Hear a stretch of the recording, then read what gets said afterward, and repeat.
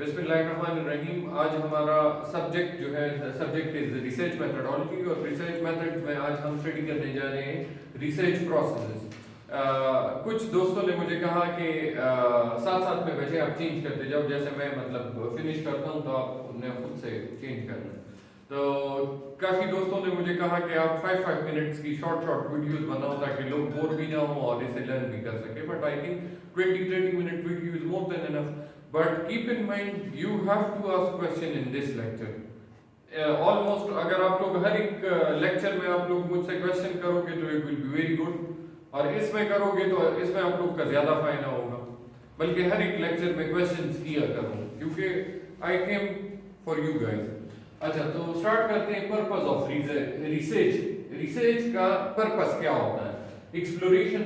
इसमें हम एक सिमिलर जो टॉपिक जो एरिया आप लोग पसंद कर लेते हो उसी के मुताबिक आप लोग डेटा गैदर करना शुरू कर लेते हो, और उसी डायमेंशन, उसके मेन डायमेंशनल और प्लानिंग में, स्ट्रक्चर में उसके मुताबिक आप लोग रिसर्च मतलब करते हो, तहकीक करते हो कि इस एरिया में कितने पेपर्स पब्लिश हुए, जितने पेपर्स या जितना डेटा, जितना थीसिस, जितने बुक्स लोगों ने शाये किए होते हैं वो आप लोग स्टडी करना शुरू करते हो। फिर उसकी डिस्क्रिप्शन, एक रिपोर्ट बनाना आप लोग शुरू करते हो। रिपोर्ट के बाद फिर आप लोग उसकी एक्सप्लेनेशन करते हो कि वन स्टेप में उसकी एक्सप्लेनेशन की।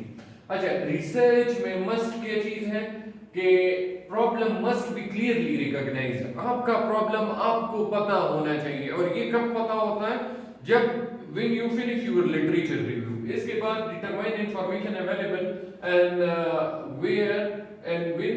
Is it where? What further information is required, as well as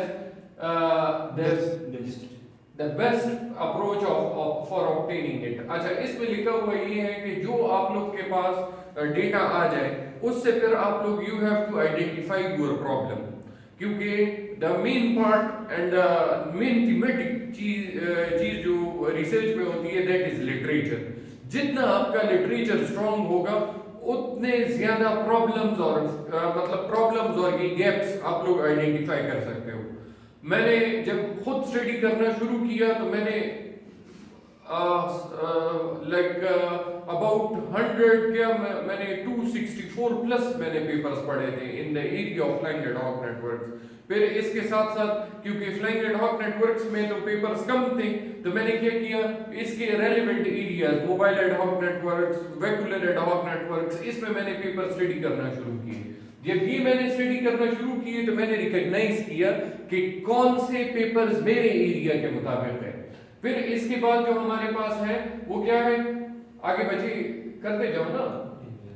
अच्छा, 6 फेजेस है हमारे साथ रिसर्च में, 6 फेजेस है इसमें। तो मेन हमारे पास प्रॉब्लम डिफिनीशन है। प्रॉब्लम डिफिनीशन हम करते किस चीज से है? लिटरेचर रिव्यू से।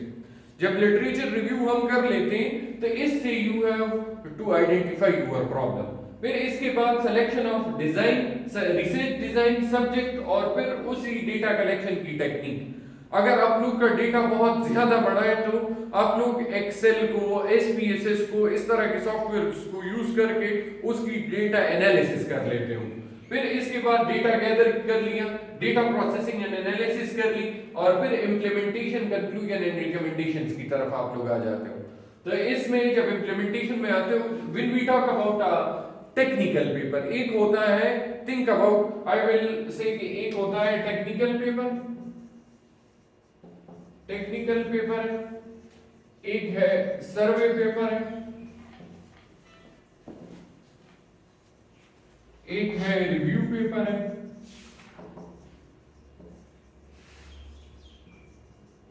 एक है, अच्छा, 2 और कैटेगरीज हम बनाते हैं, कॉन्फ्रेंस और एक है जर्नल। अभी इसको समझे। अच्छा, टेक्निकल पेपर क्या होता है कि टेक्निकल पेपर में आप लोगों ने लिटरेचर पढ़ लिया। लिटरेचर पढ़ने के बाद आप लोग क्या करते हो कि आप लोगों ने प्रॉब्लम आइडेंटिफाई किया। प्रॉब्लम आइडेंटिफिकेशन के बाद now we are talking about technical paper, सही है? तो डेटा गैदर किया, प्रॉब्लम आइडेंटिफाई किया, प्रॉब्लम की इम्प्लीमेंटेशन आप लोगों ने स्टार्ट की। इम्प्लीमेंटेशन करके जो रिजल्ट्स आते हैं उसी बेसिस पे आप लोग पेपर बना लेते हो, सही है? और वही सेम चीज आप लोग लिखते होंगे।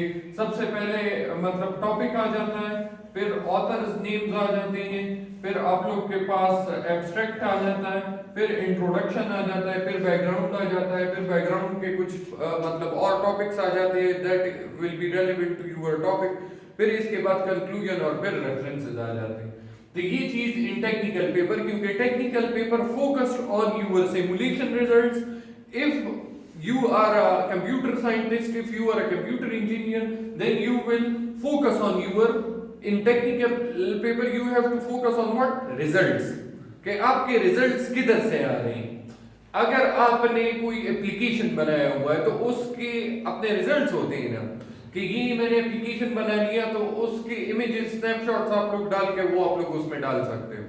इवन आप लोग का अगर फाइनल ईयर का पेपर है, थीसिस है, उससे आप लोगों ने एक इम्प्लीमेंटेशन की, इम्प्लीमेंटेशन के बाद जी, तो हम बात कर रहे थे टेक्निकल पेपर की, और इसमें स्पेशली थीसिस रिपोर्ट में जब आप लोग अपना थीसिस रिपोर्ट फाइनल करते हो और उसमें आप लोग वही सेम टेक्निक यूज करते हो, लेकिन ये steps you have to cover, और उसमें आप लोग के सिमुलेशन रिजल्ट में अगर एमएस और पीएचडी में पाकिस्तान में आप लोग काम करते हो तो ये थर्ड वर्ल्ड कंट्री है, तो you haven't having any sort of hardware या इस तरह की चीज आप लोग के साथ अवेलेबल नहीं होती, तो लोग क्या करते हैं, सिमुलेटर्स यूज करते हैं, उसी से रिजल्ट्स निकालते हैं, फिर वो डेटा यूज करते हैं, सिमुलेटर्स लाइक सॉफ्टवेयर उस पे काम करते हैं।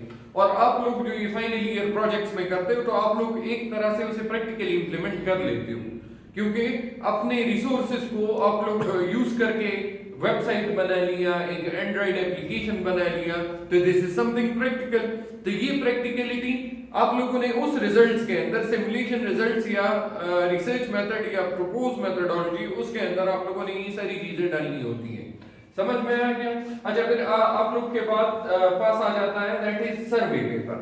सर्वे paper when you are gathering lot of data in the literature, let's suppose you studied about 100 plus या 50 plus papers in the literature, और आपने सोचा कि मैंने इतना लिटरेचर पढ़ लिया, क्यों ना मैं इस लिटरेचर से एक पेपर निकालूं, तो that becomes your survey paper, that becomes what, that becomes your survey paper। Survey paper में आप लोग सर्वे कर लेते हो कि इस एरिया में इतना काम हुआ है, तो आप लोग उसके पैरामीटर्स चेक कर लेते हो, दूसरे एरिया के साथ या कंपेयर कर लेते हो या इस तरह का। फिर तीसरा आप लोग के पास आ जाता है रिव्यू पेपर। रिव्यू पेपर क्या होता है? रिव्यू पेपर में देखें कि let's suppose you choose an area, let's suppose we will say कि वेब इंजीनियरिंग, ओके, या डेटा माइनिंग किसी ने चूज किया, तो डेटा माइनिंग में जितने पेपर्स दुनिया जहान में जितने पब्लिश हुए हैं, you have to study all the papers and make one paper from that all papers, that becomes your review paper। Let's suppose if in that area about 200 papers are published, so then you have to study 200 papers and then you have to make from 200 papers just one paper। Like हमारे previous workshop में, research workshop में, वो पीर अहमद साहब ने क्या कहा था कि what is research, like copy data from different research papers and make one research paper, that is research। so I think that comes in the category of review paper, सही है। लेकिन technical paper में you can't copy another work in your own, like copy करके अपने में लिख दो, क्योंकि technical paper need your some sort of implementation as well। implementation के बगैर आपका technical paper complete नहीं होता। अच्छा, अक्सर सर्वे पेपर्स के साथ लोग लिखते हैं एक कंपैरेटिव एनालिसिस, वो भी आप लोग एक टेक्निकल पेपर से ही निकाल सकते हो। अच्छा, इसमें दो और कैटेगरीज आती हैं। अक्सर आप लोग के जहन में क्वेश्चन होगा कि एक होता है कॉन्फ्रेंस, कॉन्फ्रेंस में भी लोग पेपर पब्लिश करते हैं, पेपर सेंड करते हैं, जर्नल में भी करते हैं, इन दोनों का फर्क क्या है, जर्नल का और कॉन्फ्रेंस का? अभी कॉन्फ्रेंस लेवल में क्या होता है कि let's suppose if you are having just an idea, अभी आप लोग बैठे हुए हो और आप लोग को वैसे एक आइडिया सोचा कि let's suppose we make an application for to automate our examination और something like that, any sort, but the idea must be unique, unique idea होने चाहिए। लेट्स सपोज इफ आई से कि मैं एक ऐसा अल्गोरिथम बनाऊं जो अल्गोरिथम इतना हो अच्छा हो, एफिशिएंट हो कि जो ड्रोन की एनर्जी को मतलब अच्छे से यूटिलाइज कर सके। तो दिस इज एन आइडिया। तो इसी आइडिया को पेपर की शक्ल में लिखो और किसी कॉन्फ्रेंस में भेजो। फिर काफी बड़े बड़े कॉन्फ्रेंसेस पाकिस्तान में इंटरनेशनली होते रहते हैं, इन IEEE, स्प्रिंगर, काफी। तो you have to submit your whole paper, और उस पेपर में कोई रिजल्ट भी ना हो, सिर्फ आपका आइडिया हो, तब भी it is acceptable. This comes in the category of conference paper. आप लोग कॉन्फ्रेंस में अपना पेपर सेंड करते हो। लास्ट टाइम जो इधर हमने पहली कॉन्फ्रेंस करी, आप लोग को याद होगा, उसमें जो एक प्रोफेसर था, he was from virtual university, doctor Israr. he submitted his paper to us, to me, and then I accepted his paper, and then he was talking on Internet of Things with you guys, right? So this is basically a conference mein you have to present your paper either through video conferencing or any sort of thing, but you have to present your data in front of the audience. That comes in conference paper. What about journal paper? Journal paper में you have to do lots of things. इसमें idea, अगर इसमें conference में idea भी है तो काम चल जाता है, लेकिन जर्नल में आइडिया से काम नहीं चलता। You have to do and make the implementation of the whole work in journal. सही है? तो इसमें आप मतलब हेवी लिटरेचर भी ऐड करना होता है, एब्स्ट्रैक्ट भी इतना हेवी हो कि न्यू काम हो, नया काम हो, एक नया एल्गोरिथम बनाओ, नई टेक्निक मुतारिफ करवाओ, न्यू मैकेनिज्म बनाओ, एक एरिया का काम दूसरे में इंप्लीमेंट करके भी कर सकते हो। रिव्यू पेपर भी एक जर्नल पेपर में आप लोग डाल सकते हो, क्योंकि रिव्यू पेपर लिखना it's a very tough job, even survey paper also. So ये आप लोग जर्नल पेपर में डाल सकते हो। अभी अगर मैं अपनी बात करूं तो मैंने एक न्यू एल्गोरिथम बनाया, and I named that algorithm enhanced AntHoc-Net, and I am going to publish that in some sort of international journal. I am targeting some journals like IEEE, Access हो गया, आप लोग के पास है, स्प्रिंगर के काफी अच्छे जर्नल्स हैं, तो I am targeting impact factor journals। अच्छा, एक होता है स्कोपस, एक होता है SCI। SCI का मतलब है साइंस इंडेक्स। कुछ आते हैं in the category, you guys have to study the category of HEC, that is XYZ। HEC कहती है कि some papers will come in the category of X, some will say कि it will come in the category of Y, some will say it will come in the category of Z। So this is you guys having an assignment। That assignment is कि study करो कि category X, Y और Z HEC की क्या है और ये क्या चीज है, और व्हाट इज ISI इंडेक्स और what is impact factor journal. This is your assignment, convey to all students and you have to submit it to me in a hard paper. सही है? हार्ड फॉर्म में आप लोगों ने मुझे submit करना है। अच्छा, आगे हम चलते हैं इस पे। अच्छा, प्रॉब्लम डिफिनीशन क्या है? अच्छा, कंटेक्स्ट और बैकग्राउंड में जो हमारा मेन ऑब्जेक्टिव और पर्पस होता है, that comes in the problem definition, जिसे हम कहते हैं इन यू कैन से के योर ऑब्जेक्टिव। यू से के when you write your proposal, तो प्रपोजल में you have to write your objective. तो objective is the main theme और मेन चीज जो इसमें होती है। In front reader about the scope of the study including defining terms, limitation, restrictions.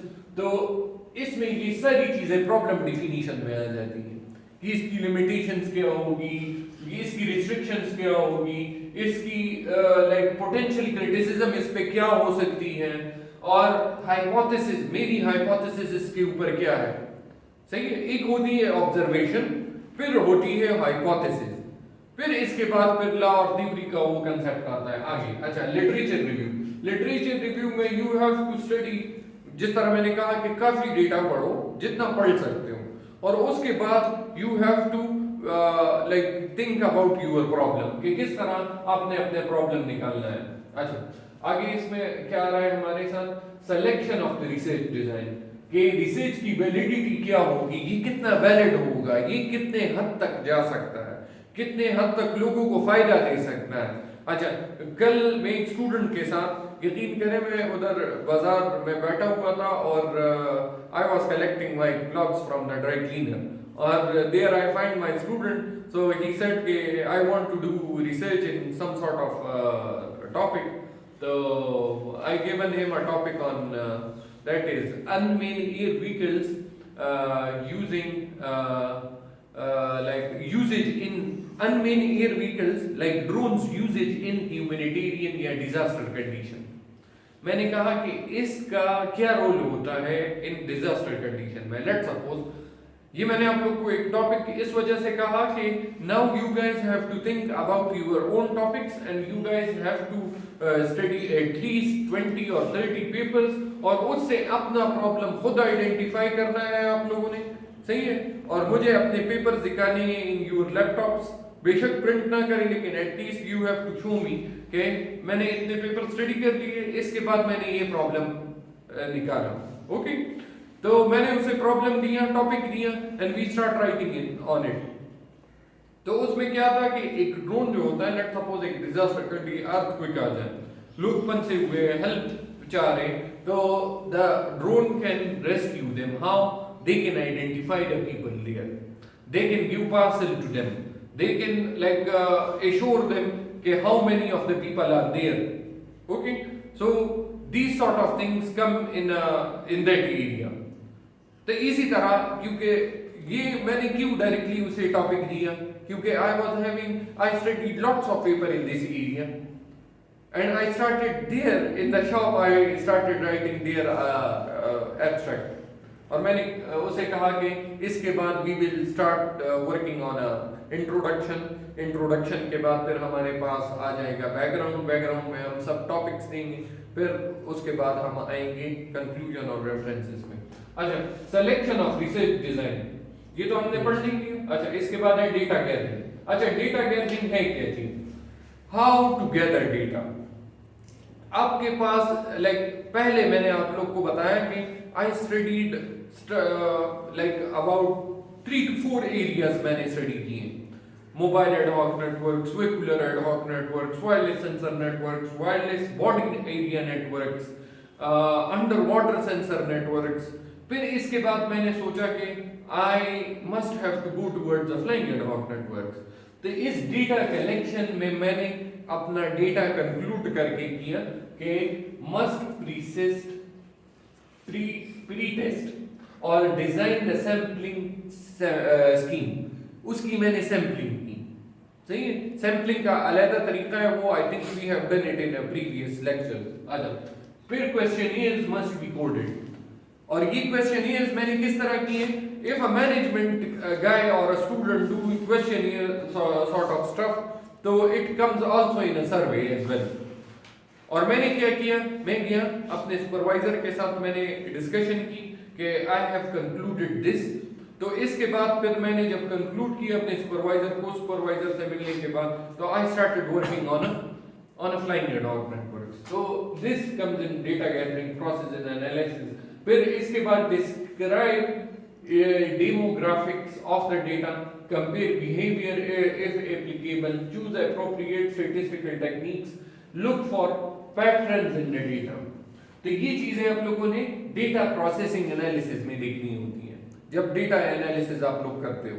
तो if we talk about some sort of software, so you can make use of SPSS, try to download and install SPSS in your systems, in your laptops.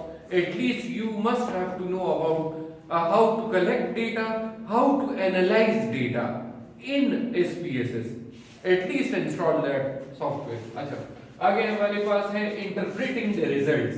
अच्छा, results को फिर किस तरह interpret करना है, explain करना है। Make sure to consider the audience, discuss implications for the population, interest and the future research।